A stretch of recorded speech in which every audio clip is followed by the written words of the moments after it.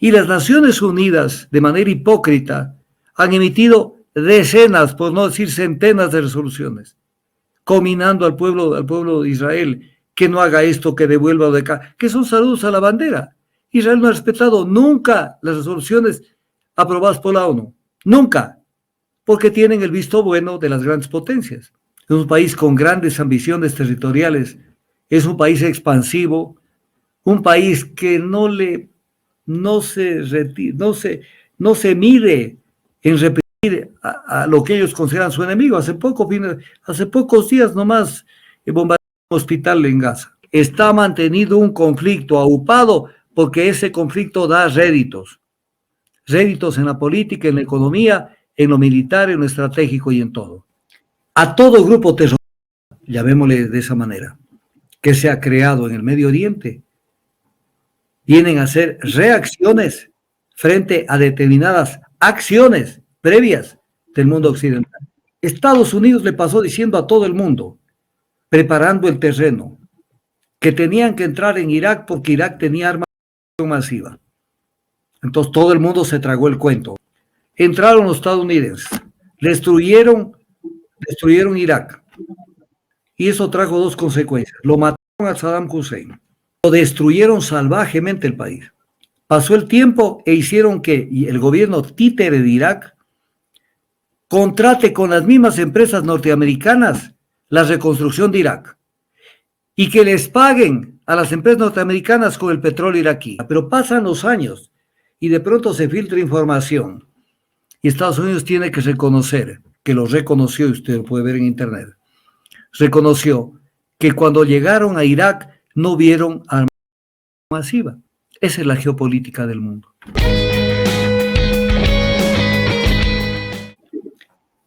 Hoy estuve en una misa de duelo. Y en las lecturas que se hacen en la misa, hicieron leer un salmo, una lectura, que yo me quedé absorto con lo que hicieron leer. Hicieron leer justamente aquel salmo que habla del pueblo elegido. A ver, o sea, el pueblo por sí solo es difícil que se lo convenza de que tiene que pelear por algo. Y en el pasado en especial, el combustible para poderlo armar y que se arme de valor para pelear, fundamentalmente era la recompensa divina, era Dios. El Dios que sea, no me refiero a ningún Dios en particular. Y entonces, pero para poder justificar, porque la gente podía haber dicho, yo, ¿por qué tengo que ir a usurpar una tierra que no es mía? No, es que Dios te manda, porque estás obligado a sentarte en la tierra elegida. Y además, Dios te concede esa tierra elegida. O sea, imagínense, es como que mañana alguien le diga a usted, Jairo, o a mí, o a cualquier persona, la casa tal, Dios dice que esa es la casa elegida para ti, que Dios te la concede. Así es que anda y tómala. Pero ahí hay una persona y una familia viviendo, no importa. Tómala porque Dios autoriza que vayas y te tomes esa casa. Esa fue la teoría del pueblo elegido, que es una teoría obviamente rebuscada, no real, pero que la optaron los israelitas cuando saliendo de la esclavitud de Egipto intentaban asentarse en alguna parte del planeta. No se iban a asentar en el desierto, porque ahí no podían vivir y por ahí perdieron la vida mucha gente. Entonces no podían asentarse en el desierto, pero inmediatamente que salieron del desierto y comenzaron a ir rumbo a Canaán, ya tenían ellos que toparse con pueblos que vivían allí cientos de años. No nos olvidemos, a ver, aquí hay un dato histórico. El tiempo que el pueblo judío pasó dentro de Egipto, en calidad, como se dice, de esclavo, fueron 400 años aproximadamente. Entonces, en 400 años, esas tierras que están en Canaán, esas tierras estaban habitadas. ¿Acaso que estaba botado eso? Ahí habían cualquier cantidad de pueblos. Entonces, ¿qué le decían a la gente para que tenga ánimo de pelear y energía y se imbúyan de coraje para pelear? Porque Pelear con otra persona, y peor si es un enfrentamiento físico, con lanzas, con espadas, con todo tipo de ese tipo de instrumentos, no es fácil porque la gente sabe que si no lo mata al otro, le mata. Pues. Eso él o tú. Entonces, pero ese era el combustible. Dios te ha dado esas tierras. Porque ya salen de Egipto, en algún lado tienen que aterrizar. Entonces viene la teoría del pueblo elegido. Que la iglesia lo sigue leyendo, como les cuento hoy en una misa que estuve. Entonces sigue habiendo el pueblo elegido, que es una auténtica barbaridad, la teoría del pueblo elegido. Porque Dios está con un pueblo. Pero ¿y cuál es el papel de los otros pueblos, de los que están sentados? O sea, para Dios no existen esos pueblos. Entonces, ese es el tema de Israel, que terminan asentándose en determinadas zonas de la Palestina, pero que tampoco llegan a tener un dominio total en la zona. Hubieron zonas controladas por ellos, en especial Jerusalén, en especial Judá.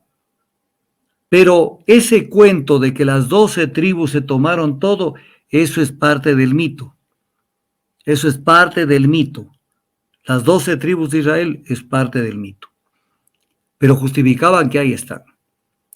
Pero como de un imperio se pasaba a otro, porque siempre había imperios dominantes, entonces luego tuvieron que ser sometidos por los babilónicos, que fue terrible, porque los volvieron a extrañar, por los persas, una dominación tal vez más tibia, más suave, pero la de los babilónicos fue terrible, Nabucodonosor. Entonces pasan cientos de años en ese tema. Luego viene el imperio, viene la dominación helena de los griegos, viene la dominación romana, Y claro, ellos tuvieron una época interesante en su historia cuando probaron lo que es tener un poder propio, que fue la época de David. Entonces se dieron cuenta que probaron, como cuando alguien prueba una comida bien sazonada y ya no quiere comer la que no es bien sazonada. Y entonces probaron lo que era tener las riendas del poder. Y les duró con David. Pero luego tuvieron que ser nuevamente sometidos. Hubo un intento con los macabeos, ya más cercanos a la época de Jesús, de que volvían a tener su propia libertad, su propia independencia, que la volvieron a perder. Entonces, estos pueblos, que no fueron muchos, intentaban ver cómo peleaban, pero cuando está el Imperio Romano, utilizaron una guerra no abierta, sino generalmente el ataque en la oscuridad, en la noche, en algún sitio solitario. Entonces los atacaban a los soldados romanos y se cansaron los romanos hasta que en el año 70, que además hubieron muchas insurrecciones judías contra el Imperio Romano. Más o menos en 100 años, entre el año 30, 35 antes de Jesús y el año 70 después de Jesús, hubieron alrededor de 30 insurrecciones. O sea, era un foco de insurrección, porque esos pueblos estaban peleando por la libertad real, no por la libertad ante Dios y realizándose ante el más allá, no, era libertad real, ser dueños de su propio territorio. Y esto tuvo su época más dura ya en el año 70, donde Roma consideró que era mejor deshacerse de esta gente y los sacó de sus territorios. Pero territorios que los compartía también con gente que también vivían en zonas cercanas, porque no es que todo Israel tenía todas esas tierras.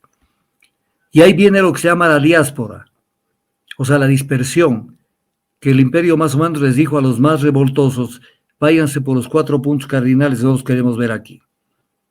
Pero eso hace 2000 años, exactamente hace 1950 años más o menos. Y entonces, hace 70, 80 años, 1947, de pronto, antes de eso mismo, ya cuando termina la Segunda Guerra Mundial, el poder financiero del mundo, estaba en manos de los judíos, porque ellos no dejaron de crecer. Primero que la actividad bursátil, la actividad de contabilidad, de préstamos y todo eso, estaba en manos generalmente de los judíos, porque los cristianos no querían saber ese tipo de actividades. Entonces ellos son los primeros que comienzan a entender el manejo del capital, el manejo del dinero. Y luego comienzan a controlar la gran banca internacional. De tal manera que cuando salimos de la Segunda Guerra Mundial, los judíos, que no tenían patria además, no tenían asentamientos, eran un poder real. Y entonces ahí viene la presión con Gran Bretaña, porque Gran Bretaña tuvo el control de esa zona, fruto de todo lo que pasó en la Guerra Mundial. Entonces estaba bajo la administración de Inglaterra.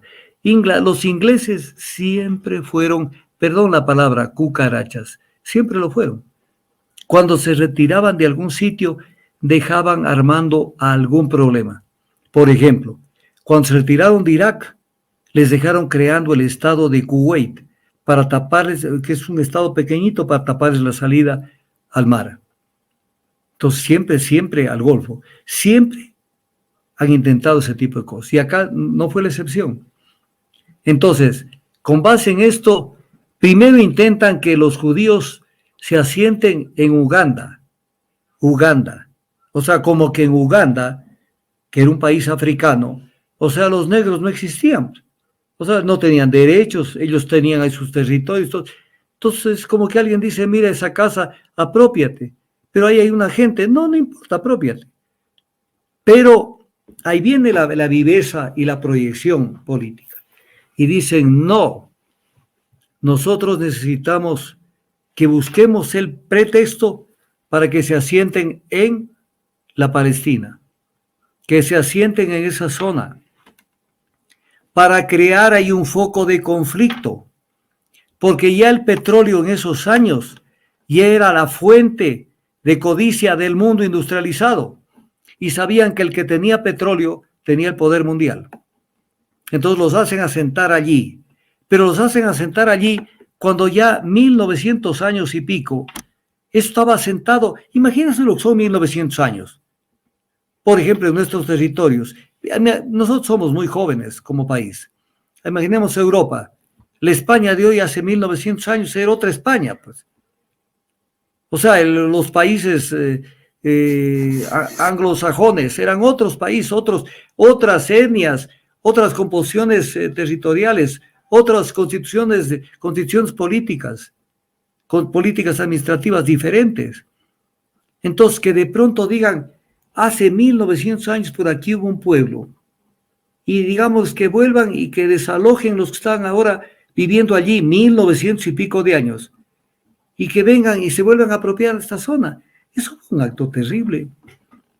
Un acto terrible. Inicialmente, para quedar bien y para que la gente crea que venían con buenas intenciones, comenzaron a trabajar el tema como que iba a haber una administración dual.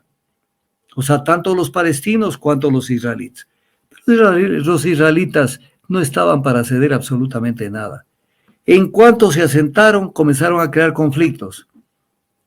Y dentro de los primeros conflictos que crean es justamente el conflicto de Gaza, en donde se apropian de la Franja de Gaza. Es de los primeros conflictos que crean. Y después provocaban a cualquiera de los países y terminaban apropiándose de más territorios. Es más, hace pocos años, ¿qué será? Hace 10, 15 años, intentaron tomarse una buena parte del Líbano, porque había una zona de gran irrigación que ellos no tenían en el otro lado. Y eso provocó una repulsa mundial y tuvieron que retirarse. Pero es un país conquistador, es un país con grandes ambiciones territoriales, es un país expansivo, un país que no se mide en reprimir a lo que ellos consideran su enemigo. Hace pocos días nomás bombardearon un hospital en Gaza, un hospital entero, se lo bajaron. Y no pasa nada. Y las Naciones Unidas, de manera hipócrita, han emitido decenas, por no decir centenas de resoluciones, cominando al pueblo de Israel que no haga esto, que devuelva de acá, que son saludos a la bandera. Israel no ha respetado nunca las resoluciones aprobadas por la ONU. Nunca. porque tienen el visto bueno de las grandes potencias, que son los que siempre les han ayudado. Entonces son un gran fuente de conflicto. ¿Por qué razón? Porque todos los países circundantes se tienen que armar ante la amenaza israelí, y entonces ahí aparecen los vendedores de armas de los mismos países occidentales, que los arman a los unos y los asesoran a los otros. Porque los israelitas se han hecho una potencia bélica en base a toda la tecnología que le dieron los norteamericanos. Entonces, crean el conflicto, porque del conflicto sacan dos cosas. Sacan compradores de armas y ellos siguen con más armas, porque el misil tal, después de 5 o 10 años, ya es obsoleto. Entonces le dicen, verá, lo que te vendía hace 10 años, y en un conflicto ellos ya tienen cómo nulitarlo a ese misil si lo disparas, pero tengo otro producto, y tengo uno más y uno más, y siguen vendiendo y creando una zona de conflicto. Pero además de eso, les bajan los pantalones a los países árabes ante la amenaza israelí, para lograr que los países árabes produzcan más petróleo, más oferta de petróleo, cae el precio del petróleo. Más naranjas en el mercado, caen los precios de las naranjas. Menos naranjas, sube el precio de las naranjas.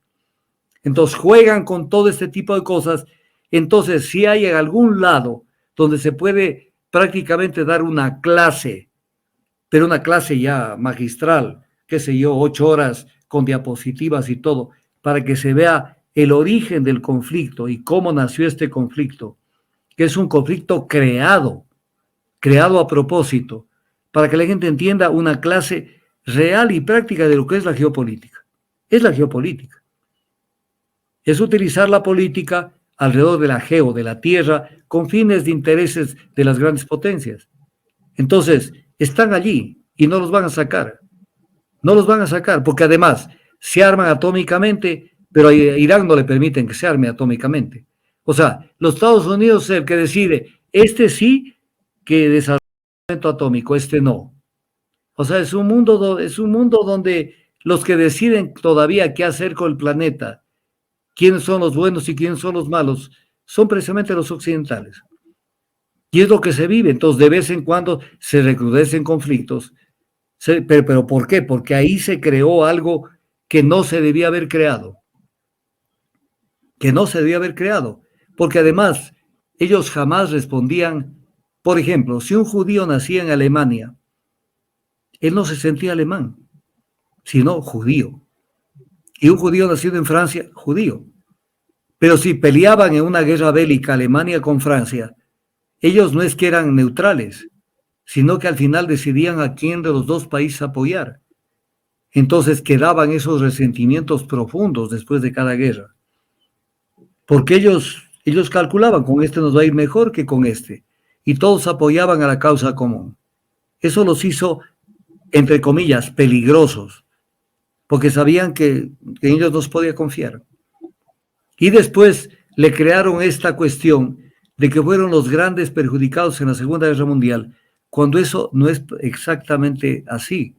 Es parcialmente cierto, porque los que aportaron la mayor cantidad de muertos fueron los países del este. De los 50 millones de muertos o más, que todavía se discute si son más, la gran cantidad fueron muertos originarios de todos los países que conquistaron en el este, los nazis, y en especial de Rusia, de Ucrania, de Bielorrusia, de lo que son países nuevos, de Polonia. Polonia no tanto, porque Polonia se asimiló rápidamente al régimen nazi, y etc. cosas. Entonces, es el tema, y eso está vivo, está mantenido un conflicto aupado, porque ese conflicto da réditos en la política, en la economía, en lo militar, en lo estratégico y en todo. A todo grupo terrorista, llamémosle de esa manera, que se ha creado en el Medio Oriente, vienen a hacer reacciones frente a determinadas acciones previas del mundo occidental. Por ejemplo, el grupo Hamas, que tanto lo critican, es el grupo que se creó para combatir contra Israel por la apropiación de los territorios de la Franja de Gaza. Y así todos, ISIS, Al-Qaeda, todos los grupos se crean en función de cuál ha sido el papel que han jugado dentro del militarismo de esa zona, que no son que la gente que se constituye como grupos de lucha porque les da la gana y porque les gusta disparar y les gusta hacer terrorismo, son en respuesta a todo lo que... Para muestra basta un botón. Estados Unidos le pasó diciendo a todo el mundo, preparando el terreno, que tenían que entrar en Irak porque Irak tenía armas de destrucción masiva.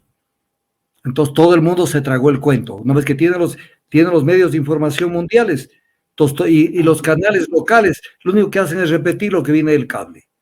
Entonces en todo el mundo sabían que Estados Unidos estaba salvando al planeta, porque estos locos de los iraquíes querían destruir el planeta con armas de destrucción masiva. Entonces todo el mundo termina por siendo, ojalá los Estados Unidos controle esto. Entraron los estadounidenses, destruyeron Irak. Y eso trajo dos consecuencias. Lo mataron a Saddam Hussein. Lo mataron a Saddam Hussein, que no era lo que vendieron. Saddam Hussein fue un hombre que incluso luchó mucho por los derechos de las mujeres, tanto en Egipto, donde luchó y peleó durante un tiempo y vivió, cuanto en Irak. Saddam Hussein luchó por los derechos de las mujeres, por cambiar ciertas costumbres en Irak y también en Egipto. Lo mataron, pero destruyeron salvajemente el país. Fruto de esto, pasó el tiempo e hicieron que el gobierno títere de Irak contrate con las mismas empresas norteamericanas la reconstrucción de Irak y que les paguen a las empresas norteamericanas con el petróleo iraquí. ¿Qué le parece? Ese es el mundo. Pero esto los medios de comunicación no lo dicen como es, ¿no es cierto? Sino que lo camuflan, lo maquillan y lo ven de otra manera. Pero pasan los años y de pronto se filtra información. Y Estados Unidos tiene que reconocer, que lo reconoció, usted lo puede ver en internet, reconoció que cuando llegaron a Irak no vieron armas masivas. O sea, ya hicieron el destrozo, ya hicieron el relajo, lo mataron a Hussein, hicieron todo. Y sucede que el pretexto para entrar era que habían armas de destrucción masiva. Y pasados los años tuvieron que reconocer que Irak no tenía armas masivas. Esa es la geopolítica del mundo.